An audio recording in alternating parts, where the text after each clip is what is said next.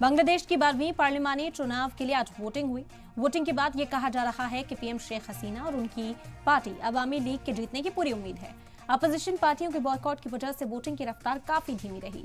बांग्लादेश के election commission के मुताबिक 3 बजे तक महज 27% वोटिंग हो सकी। अहम opposition party the Bangladesh nationalist party ने ही चुनाव को बॉयकॉट किया था। इलेक्शन की मॉनिटरिंग 100 से भी ज्यादा गैर मुल्की ऑब्जर्वर्स मौजूद रहे। वाज़ेह हो कि चुनाव से पहले मुल्क में फिर तशद्दुद के वाक़यात पेश आए। मीडिया रिपोर्ट्स के मुताबिक 14 वोटिंग सेंटर्स और 2 स्कूलों को आग के हवाले कर दिया गया। 10 जिले तशद्दुद से मुतासर हुए। गौरतलब है कि अहम अपोजिशन जमात बांग्लादेश नेशनलिस्ट पार्टी की जानिब से चुनाव बॉयकॉट करने के सबब वज़ीर-ए-आज़म शेख हसीना का इख्तियार में लौटना लगभग तय माना जा रहा है। वोटिंग का अमल मकामी वक्त के मुताबिक सुबह 8 बजे से शुरू हुआ और शाम 4 बजे तक जारी रहा। मौजूदा वज़ीर-ए-आज़म शेख हसीना ने अपने हक़ रायदही का इस्तेमाल किया। वोट करने के बाद शेख हसीना ने मीडिया से खिताब भी किया और कहा कि बांग्लादेश के लोगों को मेरा दिल से शुक्रिया। कई रुकावटें थी लेकिन हमारे मुल्क के लोग अपने वोट का इस्तेमाल करने पहुंचे। I just want to ask you, credibility, I have to prove credibility, right? To whom? To whom? A terrorist party? A terrorist organization? No. I have my accountability to people, to the people. Whether people accepted it or not, whether they have accepted this election or not, that is important. That is important to me. So, I don't care. Bangladesh की PM Sheikh Hasina को आपने सुना, यहाँ अपने हक़ रायदही का इस्तेमाल करने के बाद आवाम से खिताब करती हुई नजर आई। उन्होंने तहे दिल से आवाम का शुक्रिया अदा किया। उन्होंने कहा कि जो भी लोग वोट करने के लिए पहुंचे थे, अपने हक़ रायदही का इस्तेमाल करने के लिए पहुंचे थे, उनका बेहद शुक्रिया। और इस वक्त खास मेहमान जुड़ गए हमारे साथ, बांग्लादेश की सूरत हाल पर चर्चा करते हैं। सबसे पहले तारुफ आपका करा देते हैं। ब्रिगेडियर शरदेंदु साहब इस वक्त हमारे साथ हैं, इंटरनेशनल रिलेशन एक्सपर्ट्स। और प्रफुल्ल सारदा जी जुड़ गए हमारे साथ, पॉलिटिकल एनालिस्ट। खैर मकदम है, सबसे पहले तो सलाम टीवी को वक्त देने के लिए बेहद शुक्रिया आपका। शरदेंदु साहब, आप ही से शुरुआत करेंगे। एक अनोखा इलेक्शन एक तरह से कहा जाए कि यहाँ पर है, अपोजिशन इस वक्त प्रोटेस्ट कर रहा है, मुखालफत है कि फ्री एंड फेयर इलेक्शंस नहीं हो रहे बांग्लादेश के अंदर, इसलिए हम कॉन्टेस्ट ही नहीं करेंगे। साफ तौर पर यहाँ शेख हसीना इख्तियार में वापस लौटती हुई नजर आ रही है। कैसी सूरत हाल है?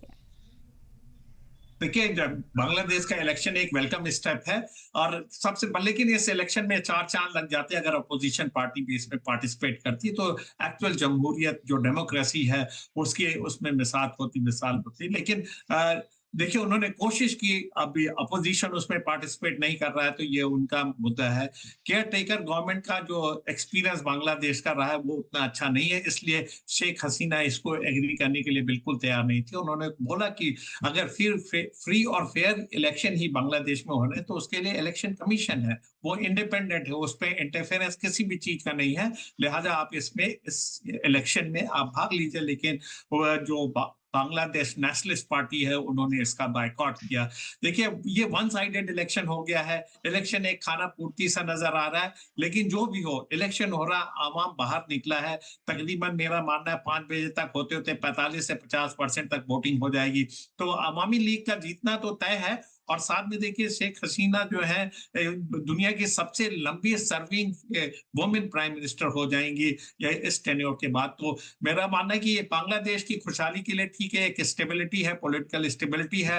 लोगों ने अपने जो डेमोक्रेटिक राइट है उसका इस्तेमाल किया, लेकिन जिस तरीके के डिस्टर्बेंस देखने को मिले हैं, जिस तरीके का आर्सन हुआ, जिस तरीके की पोलिंग बूथ पे घटनाएं हुई हैं, और जिस तरीके के बांग्लादेश नेशनलिस्ट पार्टी ने जो 2 दिन की स्ट्राइक की है, और इलेक्शन से पहले देखिए ट्रेन को आग लगा दी गई थी और कई जगह पे तकरीबन 10 डिस्ट्रिक्ट में डिस्टर्बेंसेस थे। तो इन सब चीजों से एक जमहूरियत को एक क्वेश्चन मार्क तो लगता है, लेकिन जब तक इलेक्शन कमीशन अपना सही तरीके से काम कर रहा है और वहां जो इलेक्शन हो रहे हैं बैलेट पेपर से होते हैं, तो ये भी आवाम को पता है कि वो किस तरीके का वोट डाल रही, किसके पक्ष में वोट डाल रही है। स्टेबिलिटी एक अच्छी चीज है। शेख हसीना का जो टेन्योर बढ़ता है उसके लिए, हिंदुस्तान के लिए भी अच्छी बात है। उन्होंने हिंदुस्तान का शुक्रिया किया है कि 1975 में जब उनका परिवार क्राइसिस में था तो हिंदुस्तान ने उनकी मदद की थी। हिंदुस्तान की एक अहम भूमिका है बांग्लादेश को आजाद कराने चलाने में, जब फ्रीडम स्ट्रगल उनका चल रहा था, इन सब के लिए उन्होंने थैंक किया और साथ में बोला कि हम लोग का मुल्क बहुत ही खुश मिजाज मुल्क है क्योंकि उसको भारत जैसा एक पड़ोसी मिला हुआ है। तो ये सारी चीजें हमारे ताल्लुकात को बेहतर करती हैं और सबसे अच्छी बात यह है कि आज की डेट में बांग्लादेश प्रगति के रास्ते पे, उसका टेक्सटाइल इंडस्ट्री आगे चल रहा है। ये सारा कुछ हुआ है उनकी